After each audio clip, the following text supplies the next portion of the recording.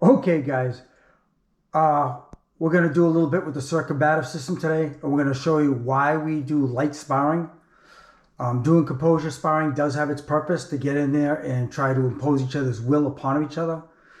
But light sparring is where a lot of the learning happens.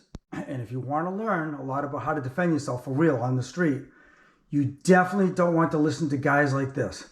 Guys like this are clueless about combat sports. They do not understand how important combat sports is in the world of combatives, hand-to-hand combat. They're clueless because guys like this have never probably put on a pair of gloves in their life. You could tell by his demonstrations. The guy's punches look so slow, it looks like he's putting a can of peas on the shelf. So you got to ignore talking videos like this. They sound great. The guy's very articulate. But the truth is, if you want to be able to defend yourself, you got to get in there and you have to spar. You got to do some hard sparring once in a while to make sure you know how to keep your composure and impose your will on each other. But light sparring is where you learn all your skill, all your balance, all your technique. That's where you learn reaction time. And we want you to watch the following sparring to show you what the purpose of light sparring is. Okay, I just want to be clear. I want to make sure you understand exactly what I'm saying here.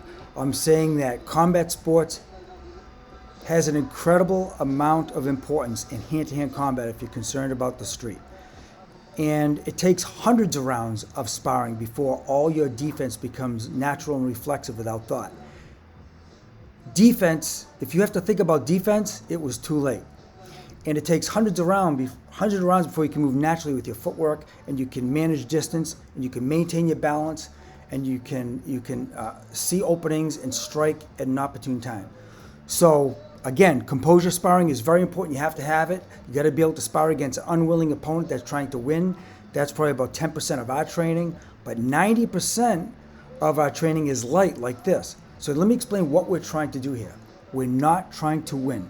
We're fighting our competitive urges.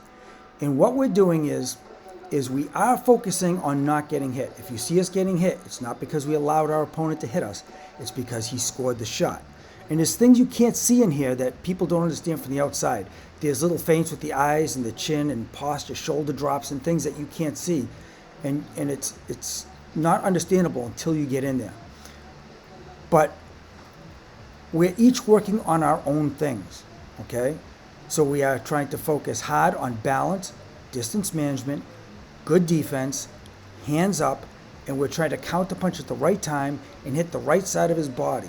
I mean the proper side of his body, vulnerable parts of his body, the liver, the ribs, the solar plexus. We're kicking him in the legs and the comperineal nerve. We're kicking him in the calves. We're knocking him off balance. If a takedown is there, we'll take it. We'll catch a kick and we'll turn him into something.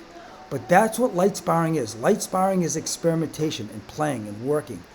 But what it is it's working our subconscious. And only through hundreds and hundreds of rounds of moving around like this will you be able to fight reflexively and naturally without making mistakes in a fast-paced fist fight on the street.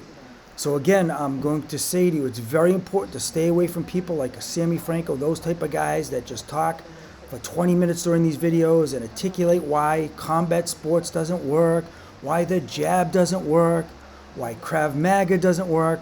I mean, I don't think Sammy even understands that a lot of Krav Maga guys are doing combat sports. Every Krav Maga guy that I've trained with in a combat sports club, they all did Brazilian Jiu-Jitsu, they all did Muay Thai, and they either spanked me in the gym or I learned a lot from them because they were that good. I haven't been to a spot against a Krav Maga guy that couldn't handle himself, okay? So I don't know what he's talking about.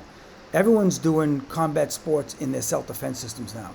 And the only one I see that's not doing any combat sports training and not showing you how to do it when someone's coming at you aggressively or randomly is Sammy Franco and guys like that. So again, he's always telling you how he thinks it's really important he's going to save your life by telling you these important tips.